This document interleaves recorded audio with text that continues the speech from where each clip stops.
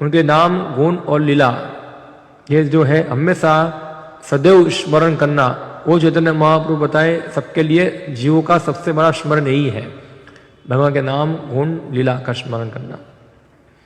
और इसके बारे में श्रीमद् भागवतम में एक श्लोक है जो श्री प्रभुपाद जी यहाँ कोट करते हैं।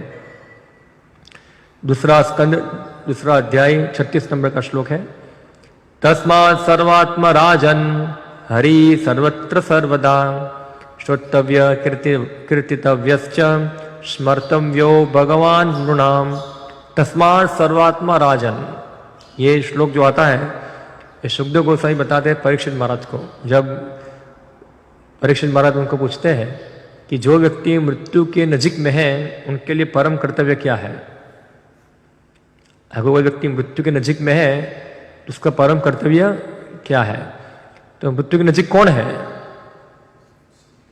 तो परीक्षित महाराज 7 दिन था उनका, तो क्या वो थे कि हम नहीं है, मृत्यु के नजीक नहीं है हम लोग को अकाउंट मिला है हमारा, यमराज ने हमको अकाउंट दिखा दिया है कि अभी आप 10 साल 20 साल जीने वाले, ऐसा अकाउंट दिखाया हमको। हाँ, तो भागवतम के श्लोक के अनुसार जो परीक्षित महाराज का जो श्लोक है वो बता रहे हैं कि मृत्यु के नजीक प्रत्येक जीव है, प्रत्येक जीव जो है मृत्यु के नजीक में है। मगर माया भ्रमवश जीव सोचते हैं कि नहीं नहीं मुझे कुछ नहीं होगा। जैसे कि युधिष्ठिर महाराज जो है वो प्रश्न करते हैं, यक्ष को प्रश्न किया, यक्ष ने युधिष्ठिर महाराज को प्रश्न किया कि दुनिया में सबसे आश्चर्य क्या है, क्या आश्चर्य? तो युधिष्ठिर महाराज धर्मराज थे, उन्होंने उत्तर दिया अहानी अहानी भूतानी गच्छन्ति हिमालयम। हाँ, हर रोज व्यक्ति कहाँ जाते हैं?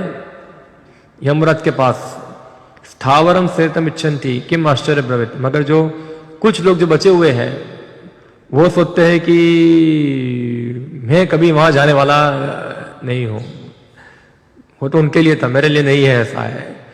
तो हर रोज कोई ना कोई जाता है, अपने दादा को छोड़ के आ गया, अपने बाप को छोड़ के आ गया और बाकी संबंधी को छोड़ के आ गए, ओ मैं नहीं जाऊंगा, ऐसा है, मैं तो यहाँ रहने वाला हूं।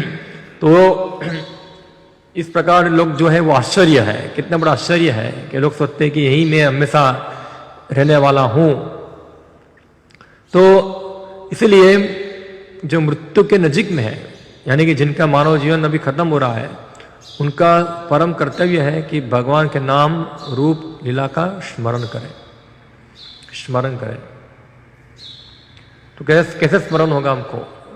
तो इसलिए हमारा आचार्य जो है हमको विधि बताई है कैसे हम भगवान के कार्यकलाप में लिप्त हो सके।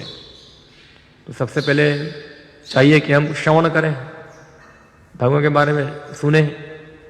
श्रवणम, जैसे अभी हम लोग सुन रहे हैं, को श्रवणम कहते हैं, क्योंकि श्रवण से हम किस प्रकार स्मरण करना है वो हम जान पाएंगे। हाँ, जैसे हम देखेंगे शिशुपाल, कंस, वो लोग भी भगवान का स्मरण करते थे। उनका स्मरण और जो भक्तों का स्मरण तो एक नहीं है। क्यों? क्योंकि शिशुपाल और कंस जो थे वो भगवान के बारे में उनके मन में बहुत सारी भूल धारणाएं थी, इसलिए उनका स्मरण जो है वो वास्तविक स्मरण नहीं है। तो श्रवण करने से, परंपरा के माध्यम से श्रवण करने से व्यक्ति जो है वो कीर्तन करने का अधिकारी बनता है।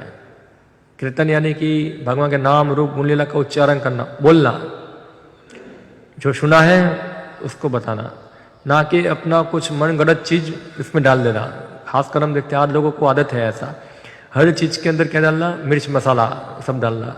जैसे कोई व्यक्ति को कोई कुछ बोलेंगे तो वो व्यक्ति तीसरे व्यक्ति को जब बताएगा तो उसमें क्या होगा, थोड़ा मिर्च मसाला डाल के बताएगा, ऐसा थोड़ा स्वादिष्ट बना देगा उसको। पर ये जो भगवत आध्यात्मिक विद्या है उसमें इस प्रकार का प्रोसेस चलता नहीं है। जो यथारूप हम प्रमाणित गुरु परंपरा में सुनते हैं वही व्यक्ति को बताना होता है, किसी चीज को और कोई चेंजेस करने की आवश्यकता नहीं है। ऐसा है, जो यथारूप ज्ञान है, कृष्ण भगवान है तो कृष्ण भगवान है, यथारूप है, तो इसमें कोई परिवर्तन करने की आवश्यकता नहीं। मगर व्यक्ति जो है कई बार अपना स्पेकुलेशन करता है, अपना मनगढ़ंत विचार जो है उसके अंदर डालता है, और इस प्रकार जो दिव्य ज्ञान है उनको दूषित करते हैं, उनको दूषित करते हैं। इसलिए जो नए भक्त हैं, नए भक्तों या पुराने भक्तों, सभी लोगों के लिए, खास करके नए भक्तों के लिए तो बहुत जरूरी है कि वो लोग जो है खास करके सुने, श्रवण करें। कैसे श्रवण करें? श्रद्धापूर्वक, ध्यानपूर्वक, हाँ, सुने, कृष्ण की कथा सुने। हम देखते हैं बहुत सारा आचार्य प्रभुपाद ने सारे प्रवचन दिए हैं, हाँ, सब अलग अलग प्रभुपाद के शिष्य जो है इतना सारा प्रवचन देते हैं। तो ये सब जो है ध्यानपूर्वक हमको सुनना चाहिए। हम सुनेंगे तभी तो जान पाएंगे, वरना कैसे हम जान पाएंगे? हाँ, तो श्रवण करना, कीर्तन करना, फिर स्मरण करना। और स्मरण कैसे होगा? अगर हम सेवा भी कर रहे हैं भगवान की, तो सेवा एक हाथों से सेवा होगी, मन से स्मरण होगा, दोनों ही चलता रहेगा। हाथों से क्या होगी? सेवा होगी, और मन से स्मरण होगा। जैसे कि अगर आप कृष्ण पुस्तक पढ़ेंगे तो कृष्ण पुस्तक में मिलता है जो वृंदावन के अंदर गोपी लोग जो है, जब भगवान कृष्ण गाय चराने जाते थे तो गोपी लोग जो थे घर के अंदर सब काम करते थे अपना। ऐसा नहीं कि गोपी लोग कोने में बैठ जाते थे और स्मरण करते थे, ऐसा कृष्ण का नहीं। वो अपना काम सब करते थे, घर के अंदर सफाई करना, गाय को धोना, दूध निकालना, दूध को मथना, माखन बनाना, घर का सब काम करते थे। और साथ साथ उनका क्या चल रहा था? स्मरण भी चल रहा था। दोनों क्रियाएं चलती थी एक साथ में। तो भक्त लोगों का जीवन भी ऐसा ही होना चाहिए। जैसे श्रील प्रभुपाद जी उदाहरण देते, रूप गोस्वामी उदाहरण देते हैं, जैसे कोई प्रेमी प्रेमिका होते हैं, हाँ, खास करके तो एक प्रेमिका होगी, वो अपने घर के अंदर सब अच्छा काम करेगी, जिससे लोगों को पता ना चले कि मेरा किसी प्रेमी के साथ प्रेम है, ऐसा है वहाँ, और किसी को पता ना चले। इस प्रकार पूरा घर का काम फर्स्ट क्लास करेगी, ऐसा है जैसे लोगों को लगा ये बराबर है, ये बराबर है, इसमें कोई प्रॉब्लम नहीं है, मगर अंदर से उसकी स्मरण किसका करती रहती है? जो उसका प्रेमी है उसका स्मरण करती रहती है। तो भक्तों को भी इस प्रकार अपना जीवन होना चाहिए। घर के अंदर हम रहते हैं, परिवार में रहते हैं, सब क्रियाएं करते हैं, हाँ ठीक है, बाह्य दृष्टिकोण से सब हमारा शरीर कार्य कर रहा है सब, मगर हमारा जो मन है, हमारा हृदय जो है, वो हमेशा भगवान के नाम, रूप, गुण, लीला के अंदर क्या होना चाहिए? लिप्त होना चाहिए, उसमें लगा होना चाहिए। हाँ, कई बार लोग, भक्त लोग कई बार थोड़े भावुक होते हैं, हाँ, भावुकता में आ जाते हैं, बोले मैं भक्ति करना चाहता हूँ, सब संसार सब छोड़ना चाहता हूँ, ऐसा है, ये भावुकता में बोलते हैं ऐसा। मगर ये तो खाली क्या है, एक सेंटिमेंट्स के ऊपर एक उनका एक इच्छा होती है, उनके लिए संभव नहीं है। तो चैतन्य महाप्रभु को ऐसे बहुत सारे भावुक लोग मिले थे जब चैतन्य महाप्रभु प्रचार करते थे।